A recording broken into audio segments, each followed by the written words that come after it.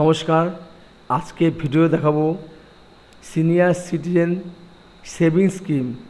যদি এই ফর্মটি আপনি যদি সিনিয়র সিটিজেন হন, 60 উপরে যদি আপনার বয়স হয়, তাহলে আপনি কিন্তু 8.2% ইন্টারেস্ট পেতে পারেন যদি আপনি এফডি করেন।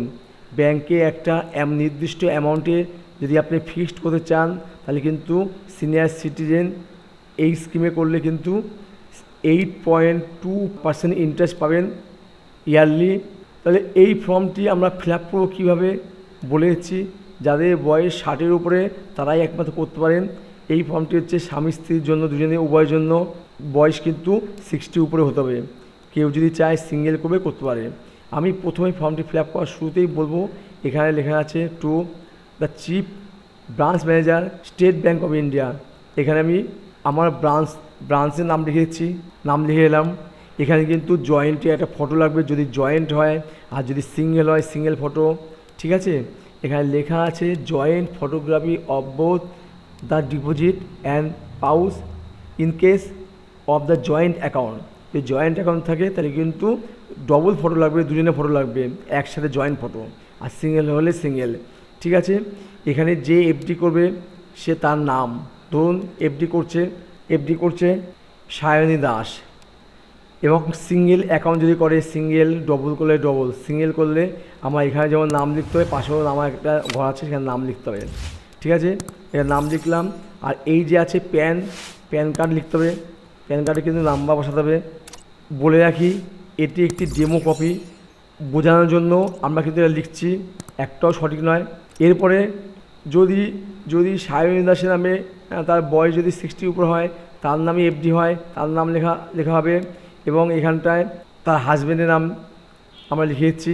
হয়তো সিঙ্গেল করবে, লিখে এলাম। এরপরে এখানে দিতে হবে অ্যাড্রেস, ফুল অ্যাড্রেস দিতে হবে। আমরা পুরো অ্যাড্রেস লিখে দিলাম। এবং সায়নী দাস যে তার বয়স কত হবে সেই বয়সটা লিখে দিলাম। এরপরে যেটা আসবে, যদি জয়েন্ট হয় তাহলে অবশ্যই জয়েন্ট এখানে নাম লিখব। আর জয়েন্ট না হলে, সিঙ্গেল হলে তারা নাম লেখার দরকার নেই। আর জয়েন্ট হলে এখানে নাম লিখব জয়েন্টে, আর একজন যে আছে আর তার এখানে অ্যাড্রেসটাও লিখে দেবো। ঠিক আছে, আর যদি না হয় আমরা ঠিক করেছি একজন করবে আর তার নমিনি আছে, সে নমিনি থাকবে। সেই ক্ষেত্রে কিন্তু আমরা কিন্তু এখানে নাম লেখার দরকার নেই, শুধু এখানটায় টিক মার্ক দেবো, একটা টিক মার্ক দেবে এখানটায়। এই লাইনটা আমরা কেটে দেব। একমাত্র জয়েন্ট হলে কিন্তু লাইনটা কাটবো না। জয়েন্ট হলে কিন্তু এই লাইনটা রেখে দিয়ে আমরা কিন্তু এখানে তার নামটা লিখে দেবো, আর তখন এই লাইনটা কেটে দেবো। ঠিক আছে, আর এখানে লিখতে হবে অ্যাড্রেসটা যদি জয়েন্ট হয়। এরপর চলে আসছি কত টাকার অ্যামাউন্টের এই ফিক্সডটা হচ্ছে, এফডি হচ্ছে। এফডি অ্যামাউন্ট কত সেটা লিখে দেবো, 4 লাখ। এখানে কিন্তু আমাদের সেটা ওয়ার্ডে লিখতে হবে।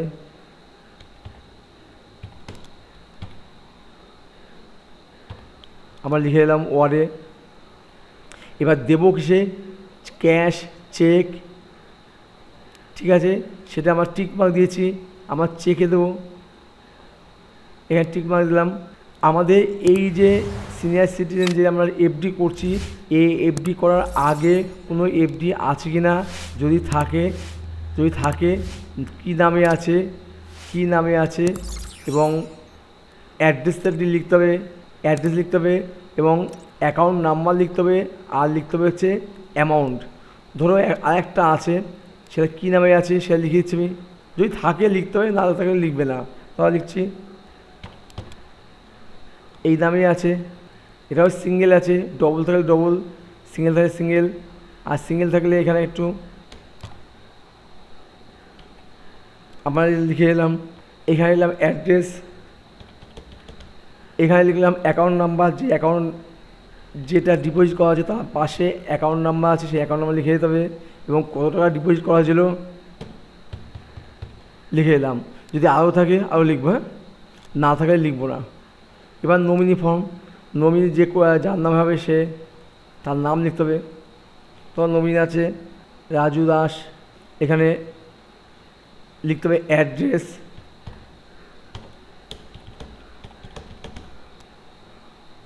অ্যাড্রেস, ফুল অ্যাড্রেস লিখতে হবে। এখানে লিখতে হবে এজ, বয়স কত 24 লিখলাম। আর যদি মাইনর হয়, যদি 18 বছর কম হয় তাহলে কিন্তু পুরো ডেট অফ বার্থ লিখতে হবে। যদি 18 বছরের কম হয় তার ডেট অফ বার্থ পুরো লিখতে হবে। কত অংশ এখানে আছে, share of the nominee in amount payable. আমি এখানে লিখছি 100%, লিখলাম 100% শেয়ার, মানে যার নামে এফডি করা আছে তার যদি কিছু হয়ে যায় নমিনি পুরো টাকাটাই তুলতে পারবে, 100% সে টাকা তুলতে পারবে। আর যদি এখানে আরও কারোর নামে নমিনি করা হয় তাদেরও কিন্তু শেয়ারটা ডিভাইড করে দেওয়া হবে। ঠিক আছে, কত অংশ তুলতে পারবে তার জন্য এই ঘরটা রাখা আছে। এবার এখানে রাখতে হবে ফটো, নমিনি ফটো। এখানে একটা ফটো রাখতে হবে, নমিনি ফটো। ঠিক আছে, আমি একটু ছবি এঁকে দিচ্ছি। ফটো, এখানে নমিনি সই হবে। Witness signature, name, address. কোনো একজন ব্যক্তি তার নাম, অ্যাড্রেস, তার ঠিকানাও লিখতে হবে এখানটায়। এখানে সেকেন্ড উইটনেস থাকলে দেবো, নাহলে দেবো না। আর যে ডিপোজিট করছে তার কিন্তু সইখানে লিখতে হবে, কিন্তু তার সইখানে আমরা দিয়ে দিলাম। আমাদের যে ফর্মটা ফিল আপ ছিল, যে নাম ছিল সেই নামে কিন্তু আমরা কিন্তু এখানে সই করে দিলাম। তার সই, সায়নী দাসের সই, এই সায়নী দাসের নামে কিন্তু ফিক্সডটা আছে, এফডি করা আছে, তার সই এটা। এবং যেহেতু জয়েন্ট না সিঙ্গেল, সায়নী দাসের এখানে 3 বার সই করতে হবে, 3 বার সই।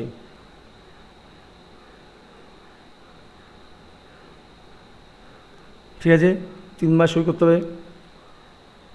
এই পার্টটা কিন্তু আমরা হাত দেবো না, এই পার্টটা ব্যাংক তারা লিখে দেবে, সব ব্যাংক কাজ। এখানে আমরা কিন্তু যেদিন আমরা জমা করব সেদিনের ডেটটা লিখেছি এখানটায়। ধরো আজকের ডেট লিখেছি,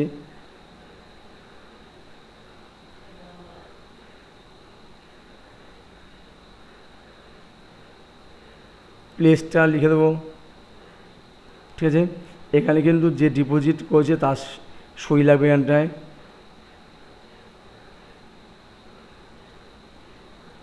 আর তার ফুল অ্যাড্রেসটা লিখতে হবে এখানটায়।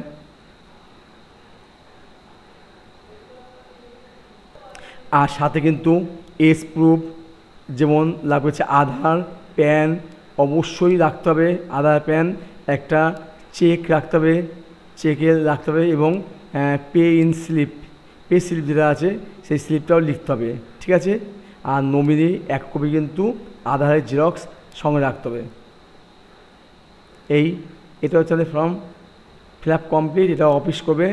এরপর চলে আসছি আমরা পরের পার্ট, আরও আছে। এরপর আসছি এই স্লিপটা কিন্তু আমাকে ফিল আপ করতে হবে। আমি একটু আগের থেকে মার্কিং করে রেখেছি, এই ঘরগুলি ফিল আপ করতে হবে। আমি লিখে দিচ্ছি কী করতে হবে। এখানে লিখতে হবে ব্রাঞ্চ, এখানে লিখতে হবে ডিপোজিট যে করছে তার নাম লিখতে হবে। এখানে লিখতে তার হাজব্যান্ড বা ফাদার্স নেম এখানে লিখতে হবে। এই যে রাজদাস লিখেছিলাম সেই নামটা লিখতে হবে এখানটায়, লিখলাম। ফাদার্স নেম লিখলাম, কত টাকা ডিপোজিট হচ্ছে সেটা লিখতে হবে এখানটায়। এবং পাশাপাশি আমরা কিন্তু এই ঘরটাও ফিল আপ করে দিচ্ছি। এখন এই ঘরটা ফিল আপ করেছি, একইভাবে করতে হবে। এটাও হাজব্যান্ড নেম বা ফাদার্স নেম হলো। এবার অ্যামাউন্ট লিখতে হবে, ডিপোজিট অ্যামাউন্ট, এবং এখানেও অ্যামাউন্টটা লিখে দিও। এখানে কিন্তু কথা লিখতে হবে,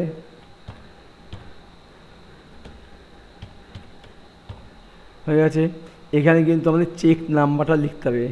চেক নাম্বার কোনটা বলেছি, এই যে আমাদের চেক, এই নাম্বারটা 950020, এই নাম্বারটা লিখতে হবে। আমি এই চেকটা আমি দেবো, তাই এই নাম্বারটা লিখেছি 950020, 950020 এর চেক নাম্বার।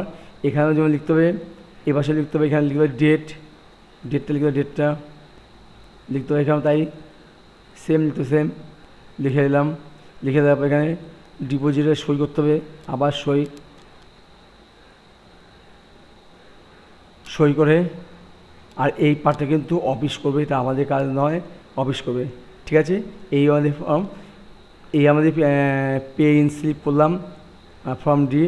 এরপর যেটা আছে চেকে আমরা কী লিখবো, চেকে এখানে লেখার ব্যাপার আছে, এখানে লিখতে হবে চেকটা যেটা লিখবো আমরা সেটা এখানে লিখবো। পেতে লিখতে হবে ইয়োর সেলফ SCSS, লেখার পর এখানে কিন্তু আমাদের কত অ্যামাউন্ট সেটা লিখতে হবে, 4 লাখ অ্যামাউন্টটি টাইপ করে বসাতে হবে। এখানে বসাতে হবে দি ডেট,